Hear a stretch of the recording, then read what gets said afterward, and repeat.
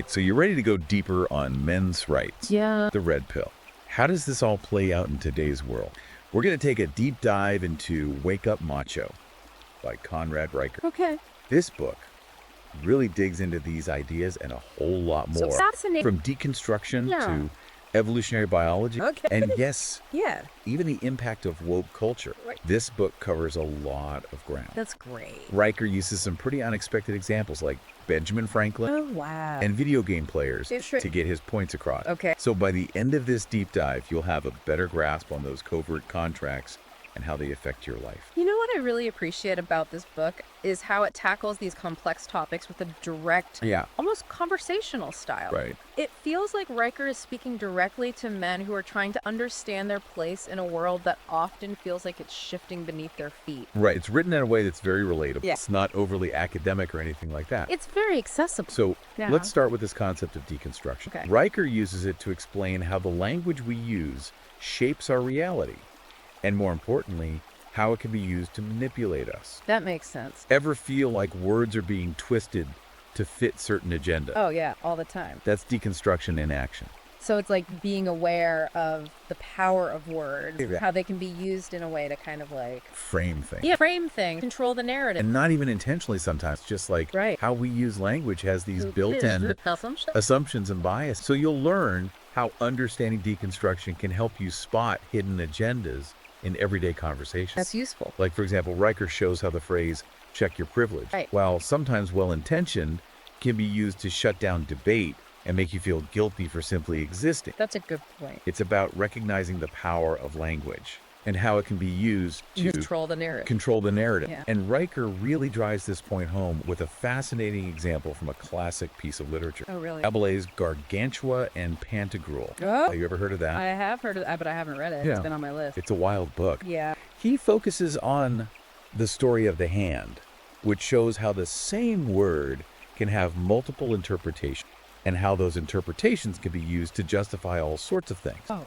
So think of covert contracts Yeah. as the unspoken rules that govern our interactions. Mhm. Riker argues that many of these contracts are based on these shifting, unstable meanings. So by understanding deconstruction, Yeah. we can start to see through the smoke and mirrors Right. and recognize the hidden agreements Yeah. we've unknowingly made. So you want to understand how to spot manipulation and take control. Absolutely. Riker suggests that understanding something called the Frankfurt School can help you do just that. The Frankfurt School. Now, I'll admit, when I first heard about the Frankfurt School, Yeah. I thought it was going to be way over my head. Me too. But Riker breaks it down in a way that's surprisingly easy to grasp. It's good because sometimes these academic concepts can be really dense Right. and hard to apply to everyday life. Yeah. Riker argues that understanding the Frankfurt School, Okay. a group of thinkers who analyze how power operates in society, Hmm.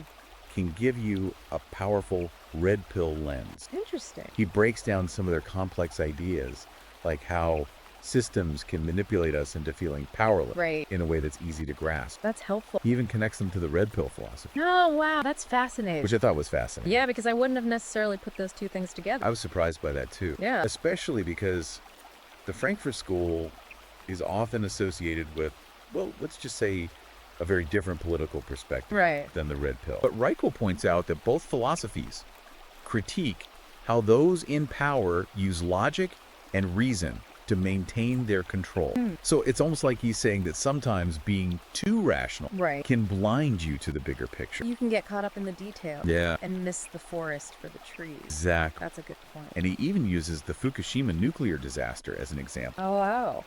of how relying fully on logic without considering other factors like human error Yeah. or the limits of technology Right. can have disastrous consequences. That's a powerful example. It makes you think about the importance of having a balanced perspective. Absolutely. You need to consider all the angles. And speaking of perspective, Right. Riker then takes us on a journey into evolutionary biology. Okay. This is where things get really interesting. I'm intrigued. He argues that a lot of what we consider masculine traits, like a drive to compete or take risks, aren't just social constructs. Right. They're rooted in our biology, shaped by thousands of years of evolution. So it's nature, not just nurture. Exactly. It's in our DNA. And he makes a compelling argument that understanding our evolutionary past can shed light on the challenges men face in modern society. That makes sense. Think about it. We live in a world that's drastically different from the environments where our ancestors evolved. Right, we're not hunting and gathering anymore. Right, exactly. So it's no surprise that some of our instincts might seem out of place or even problematic in today's world. That's a really good point. It's like we're trying to fit a square peg into a round hole. Yeah, I like that analogy. But Riker doesn't just leave us there. Okay. He actually provides some practical advice on how to bridge that gap between our evolved nature and the demands of modern society. So how do we reconcile those two things? And this is where his discussion of woke culture comes in. Okay, so that's how it all ties together. Riker dives into how woke culture, while often well-intentioned, can sometimes clash with those deeply ingrained masculine instincts. It's like he's saying that we need to find a way to honor our natural drives while still being respectful and aware of the changing social landscape. Okay, so it's not about suppressing who we are, but about finding a healthy way to express our masculinity in a world that often seems to be pushing back against it. Exactly. And Riker doesn't shy away from calling out what he sees as the excesses of woke ideology. Yeah. He critiques buzzwords like toxic masculinity, arguing that they can be used to demonize normal male behavior and create a climate of fear and guilt. He uses some pretty striking examples, like the case of James Damore, Right, the Google engineer. the Google engineer who was fired for writing a memo about gender differences. Yeah, that was a controversial one. Riker argues that this case shows how even expressing a dissenting opinion, one that's backed by scientific research, can land you in hot water in today's woke climate. It's like you can't even question the dominant narrative without facing serious consequence. And it's not just about individual cases like Damore's. Riker expresses concern about a broader trend of what he calls wokeist indoctrination happening in education and the media. He argues that these institutions often present a one-sided view of gender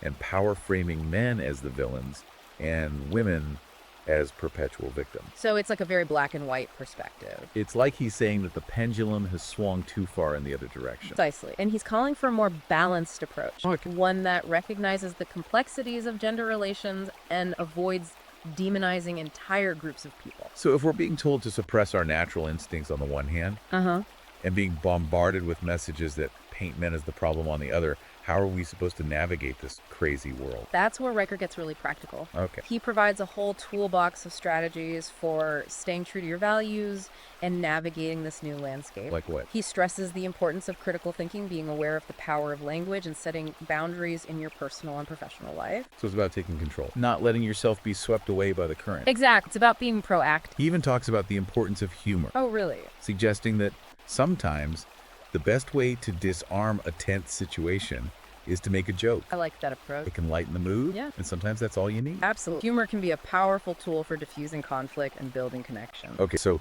we've talked about deconstruction, the Frankfurt School, evolutionary biology, and even woke culture. It's a lot to unpack. But let's bring this back to the red pill philosophy and the idea of covert contract. Okay. How does all of this fit together? Remember, covert contracts are those unspoken agreements that shape our interaction. Right, like the rules of the game. Exactly. And Riker argues that understanding these contracts and the power dynamics that underpin them is key to taking control of your life. So knowledge is power. And all the concepts we've discussed so far, deconstruction, Frankfurt School, evolutionary biology, they all give you different tools to understand these dynamics. So deconstruction helps us see how language is used to manipulate us into these contracts. Exactly. The Frankfurt School helps us understand how systems of power operate and how they can trap us in these unfavorable agreements. Right. It's about seeing the bigger picture. And evolutionary biology gives us insight into our own innate drives and how they might be clashing with the expectations of modern society. So we're not just fighting against external forces, but also against our own biology. It's a battle on two fronts. Precisely by understanding all these different perspectives, you can start to see the world with new eyes. You can recognize the covert contracts that are holding you back and start to renegotiate them on your own terms. It's about taking back your power. This is starting to sound like that scene in The Matrix where Neo has to choose between the red pill and the blue pill. It's a fitting analogy. Taking the red pill means seeing the world for what it really is, even if it's uncomfortable or challenging. Right. It's about facing reality head on. And Riker's book is like a guidebook for that journey. He doesn't just point out the problems, he offers solutions. He empowers you to take control and create the life you want. This whole idea of renegotiating covert contracts sounds pretty powerful, but how do we actually do that? Well, Riker provides a lot of practical advice in the book. Okay. He talks about the importance of setting boundaries, asserting your needs, and learning to walk away from situations that no longer serve you. So it's about knowing your worth. Exactly. And it's about being willing to walk away from anything that diminishes your value. He also emphasizes the importance of building a strong support network. Right. Surrounding yourself with people who understand and support your journey. We're stronger together. So it's not just about changing our own mindset. It's also about finding a community of like-minded individuals who can help us along the way. Exactly. We need each other's support. You know, one thing that really stands out to me about Riker's approach is that he doesn't shy away from the tough conversation. He's willing to challenge conventional wisdom, even if it makes some people uncomfortable. That's what makes him so refreshing. He's not trying to sugarcoat things or tell people what they want to hear. He's speaking truth even when it's difficult, and that's what we need more of in today's world. I agree. So what are some of the key takeaways from this book that you think would be most helpful for our listeners, especially those who are interested in men's rights and the red pill philosophy? Well, I think the biggest takeaway is that you have the power to change your life. You don't have to be a victim of circumstance. You can understand the forces that are shaping your world. You can recognize the covert contracts that are holding you back. And you can take steps to renegotiate those contracts on your own terms. It's about taking ownership of your life, your choices, and your destiny. Precisely. And it's about understanding that you're not alone in this journey. There are millions of men around the world who are waking up to the truth, reclaiming their masculinity, and building a better future for themselves and for generations to come. That's an inspiring message. So for those who are ready to embark on this journey of self-discovery and empowerment, where can they find Wake Up Macho? You can find it on Amazon Kindle and Google Play Books. We'll make sure to include those links in the show notes now before we wrap things up. I'd love to get your thoughts on one of the most intriguing concepts that Riker discusses in the book. All years. He talks about the potential of genetic engineering and the idea of manipulating human nature. It's a pretty mind-blowing concept. What are your thoughts on that? Yeah, it's a question that really pushes the boundaries of what we consider possible. I mean, if we can manipulate genes, could we essentially reprogram human behavior? It's fascinating. Could we eliminate those so-called toxic traits? Well, It's both fascinating and a little bit terrifying, isn't it? it certainly raises some profound ethical questions. Riker doesn't shy away from exploring those implications. You know, he acknowledges the potential for both good and bad outcomes. Imagine a world where we could eliminate genetic diseases or enhance human capability. Right. But also imagine a world where those technologies are used to control or manipulate population. Yeah, it's like who gets to decide Right. what's good and what's bad? It's a slippery slope. It makes you wonder if we're opening a Pandora's box that we might not be able to close. That's the million-dollar question, isn't it? Riker doesn't provide any easy answers, but he does encourage us to think critically about these emerging technologies and the potential impact they could have on humanity. It's definitely food for thought. Yeah. So to wrap things up, what's the one thing you want our listeners to take away from this deep dive into Wake Up Macho? I think the most important message is this: you have more power than you think.